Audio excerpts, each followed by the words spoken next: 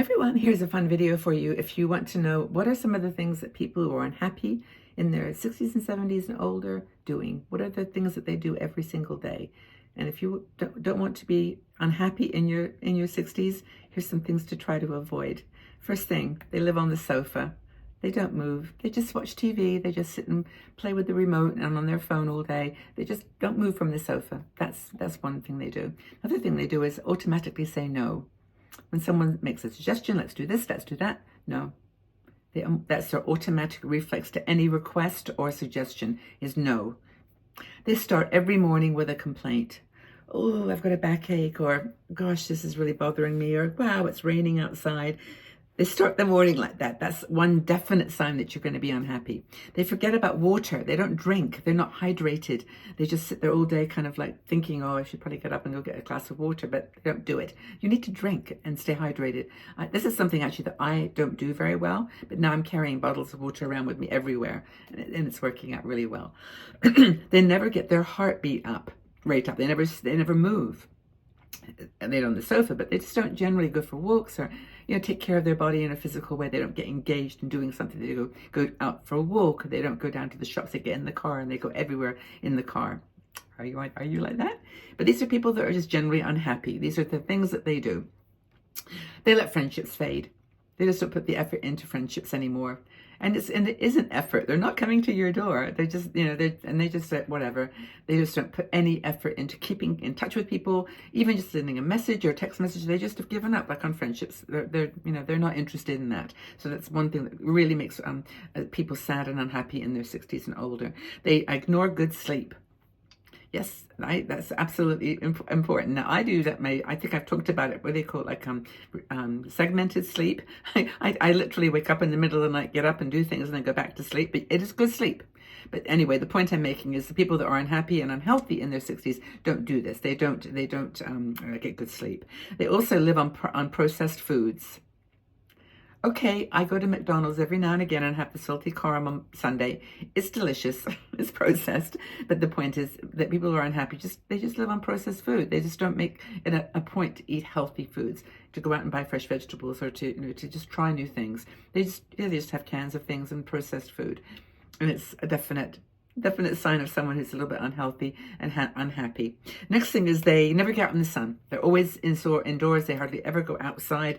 They don't get that vitamin D on their skin, and they're just generally not sun people. They just sit in the house all day, or they just go out when it's not so sunny. They put their hats on and just kind of walk in a dark place, literally. They never get sun. They make excuses, not moves. So it's like, oh, I'm too busy, or I don't feel very well, or this or that. Now, I mean, genuinely, there could be reasons. I'm not saying that you have to be always chirpy and yes all the time. But most people that find themselves unhappy and unhealthy in their 60s are ones that basically don't get out. They don't move. And moving is the best. I've read it everywhere, and I tend to agree. It's the best way to stay healthy. Don't have to do the weights, the cardio, the whatever. You can do the yoga and Pilates. Of course, those are great things, but walking is the best thing. They compare themselves to the past. They're always living on memories of the past. When I was older, when I was younger, I did this, or that never was the way that it used to be in my day. Those types of comments are just taking you backwards to the past. When, it may have been easier in some ways. We did have a very interesting lifestyle in the 60s and 70s, 80s. There were jobs, there was a lot more opportunity, but right now you can't keep going back there. They're not going that way. You're going forward, okay? You're going to another place in the future. I'm just looking at my notes here. They let stress accumulate. If they've got something on their mind, they don't let it go. They keep worrying about it, building on it. Maybe, am I describing you? Because I'm not saying that this is like a definite thing. This is like you haven't changed yet. You could do more. There's more that you can do. But if you still keep reflecting on the past, I remember in the 1950s and 60s, this was different, and that's how this worked, and that worked. It's not there anymore. It's gone. It's in the past. Ignore routine checkups. Super, super important. Go to the doctor. Have the tests. Have the blood test. One little blood test can tell so much about your blood sugar, about your health, about your heart situation. You have a cardiogram. You have a colonoscopy. I mean, there are some things that really, really help if you're getting older. And again, stop moving is the final thing I've got written on my notes here. But those are things that, to me, are signs that if you do those things, stay inside, don't move, eat processed food, really just continually reflect on the past, you're not going to be happy in the life where you are right now.